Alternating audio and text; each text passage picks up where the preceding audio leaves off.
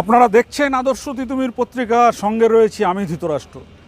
আজকে আপনাদের একেবারে যে খবরটা আমরা তুলে ধরবো, আপনারা দেখে একেবারে তাজ্জব বনে যাবেন, স্তম্ভিত হয়ে যাবেন যে এরকম হতে পারে। আমরা এই মুহূর্তে রয়েছি ব্যারাকপুর এসিজেএম আদালতের ঠিক পাশেই এসডিও যে বিল্ডিং আছে সেই বিল্ডিংয়ের মধ্যে। আমরা যে ঘটনাটা আপনাদের সামনে তুলে ধরবো, আমাদের ক্রাইম রিপোর্টার সুরেন্দ্র কুমার সিং ব্যারাকপুর আদালত থেকে একেবারে পুরো ঘটনাটা তুলে নিয়ে এসছে। কী তুলে নিয়ে এসছে জানেন? সেই ঘোলা থানায় আমরা যে বারবার করে খবর করছিলাম, বিশ্ববন্ধু চট্টরাজ যিনি এখন নাদনঘাটে রয়েছেন, সেখানে গিয়েও মানুষের ওপর অত্যাচার করছেন। ওর একটাই ট্যাকটিস, যে কোনো মানুষ প্রতিবাদ করলে তাকে থানা ভাঙচুরের কেসে ফাঁসানো।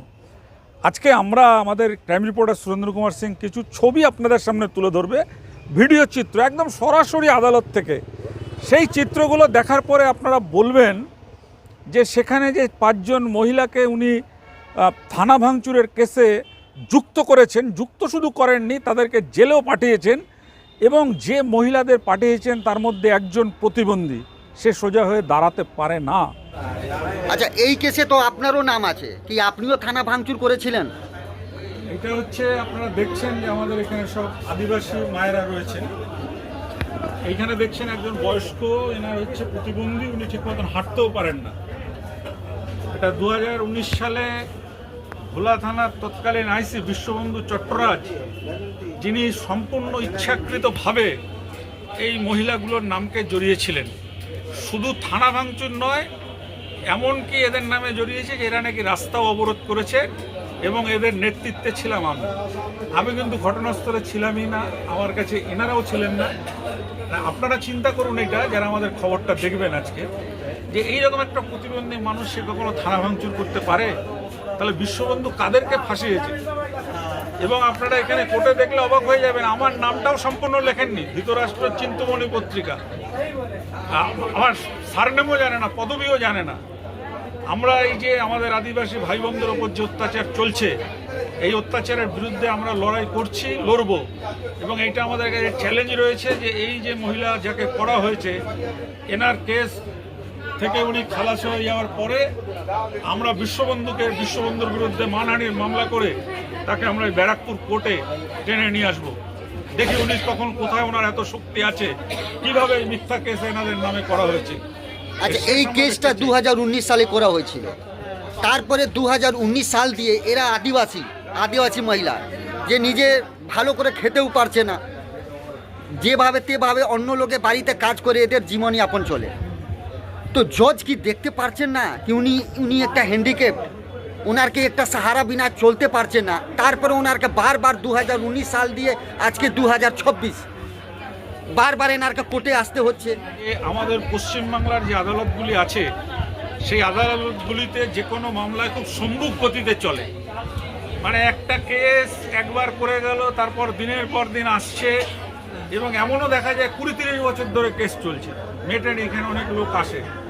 এই সম্মুখ গতির জন্যই এনারা এইভাবে আদিবাসী ভাই বোন যারা ছিলেন আমাদের, তাদেরকে ফাঁসানো হয়েছে। আমরা বিষয়টা নিয়ে কলকাতা হাইকোর্টেও যাওয়ার চিন্তাভাবনা করছি, যে যাতে যে আদিবাসীরা নিজেরাই নিজেদের জীবন জীবিকা গড়ে নেয়। এবং আপনারা যদি তাদের জীবন কাহিনী জানতে পারেন, আপনাদের চোখ দিয়ে জল বেরিয়ে যাবে। তারা সেই দীর্ঘদিন যাবৎ 70 বছর 100 বছর ধরে যে জমিতে তারা থাকে, একটা পুকুর পাড়ে কোনো রকম পোল ঘেঁষে তারা সেখানে মানে ভাঙাচুরো অবস্থায় তারা ছিল, সেই জায়গাতে কষ্ট করে। এরপরেও তাদের নামে কেস করা হয়। আসল উদ্দেশ্য হচ্ছে তাদের জমিটাকে হরপ করা, জমিটাকে আত্মসাৎ করা। এই জমিটাকে আত্মসাৎ করতে পারেনি বলেই থানার আইসি এবং কিছু দুষ্কৃতীরা মিলে এনাদের নামে মিথ্যা কেস করা হয়েছে। এবং এই কেসে যেহেতু আমি এদের হয়ে লড়াই করছিলাম, আমার নামও যুক্ত করে দেওয়া হয়েছে। আমার নাম 1000টা যুক্ত করলে আমি কোনো ভয় পাই না বিশ্ববন্ধুকে। বিশ্ববন্ধুর সাথে আমার চ্যালেঞ্জ রইল, যদি দম থাকে তাহলে এই মহিলাগুলোকে আপনি জেলখানায় পাঠিয়ে বা এদের ওপর কোনো রকম সাজা দিয়ে আপনি দেখান, আপনার যদি হিম্মত থাকে। আপনাকে চ্যালেঞ্জ করছি। আচ্ছা, আমাদের রাজ্যে তো মুখ্যমন্ত্রী একটা মহিলা, তারপরে মহিলাদের উপরে এইভাবে মিথ্যা কেস করা হয়েছে, তাহলে আপনি মুখ্যমন্ত্রী সে কি রিকোয়েস্ট করতে চাইছেন? আমাদের মিথ্যা কথা বলে আমাদের ফাঁসিয়ে দিয়েছে, আমরা কিছুই জানি না। এখন আমাকে মাসে মাসে আসতে হচ্ছে, আমি হাঁটতে পারি না। আমাকে দুই বোন আমাকে আমার ধরে করে হাতে করে নিয়ে আসে। তাহলে কত কষ্ট হয় আমার, বল। আমাকে ধাক্কা দিলে তো আমি পড়ে যাবো, সেই মানুষটা আমি করতে গেছি। আপনার নাম দিদি?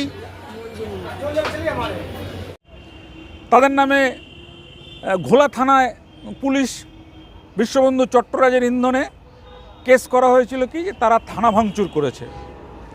তো থানা ভাঙচুরের কিন্তু কোনো ফটো, কোনো ছবি বা ভাঙচুরের কোনো চিহ্ন উনি আদালতে পেশ করতে পারেননি।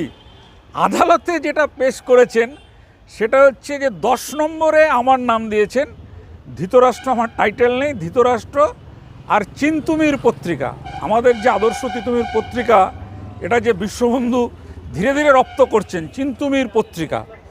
তো আমরা যে কথাটা আজকে আপনাদের সামনে বলতে চাই, যে আমাদেরকে খুব খারাপ লেগেছে যে এই ধরনের মহিলা যারা মানে একেবারে হাঁটতে পারেন না, প্রতিবন্ধীর তালিকায় পড়েন, তারা গেলেন থানা ভাঙচুর করতে।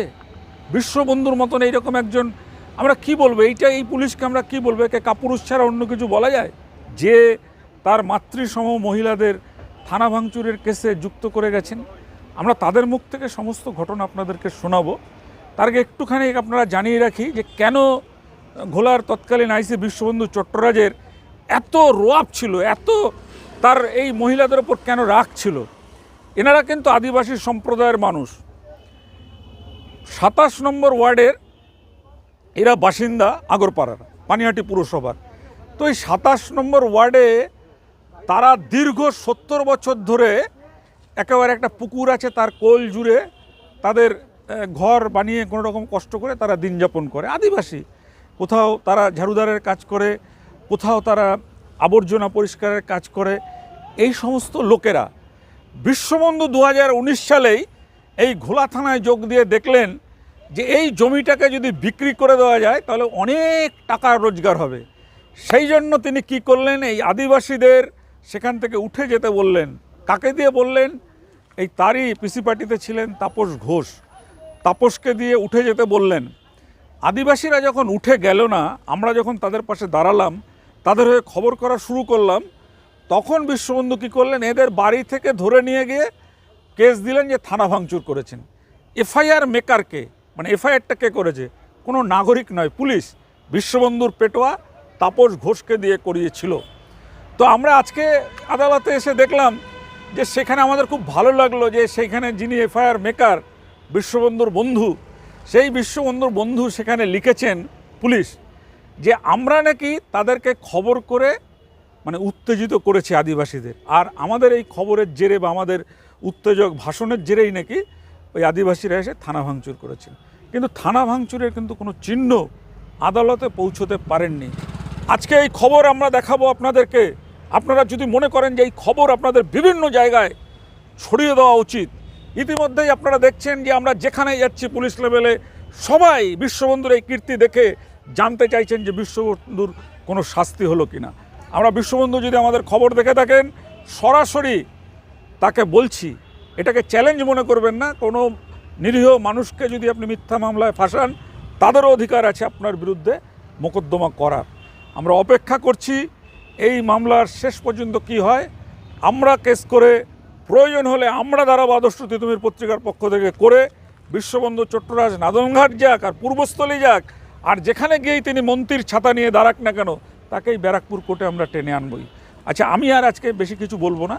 এরপরে আমাদের যে ক্রাইম রিপোর্টার সবটা ছবিটা আপনাদের সামনে তুলে ধরছেন, আপনারা দেখে বলবেন যে এই ধরনের কাজ করা উচিত না অনুচিত।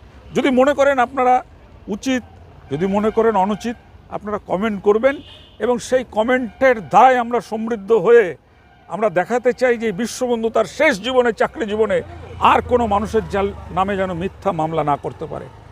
ওনাকে শিক্ষা দিতেই হবে, কারণ মনে করবেন শিক্ষা দেওয়াটা কিন্তু একমাত্র সংবাদ মাধ্যম হিসাবে আমাদের কাজ নয়।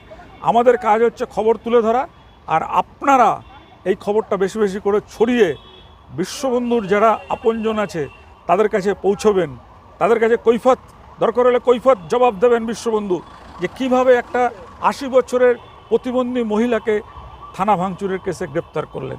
দেখুন সেই খবর তুলে ধরছেন আমাদের ক্রাইম রিপোর্টার সুরেন্দ্র কুমার সিং।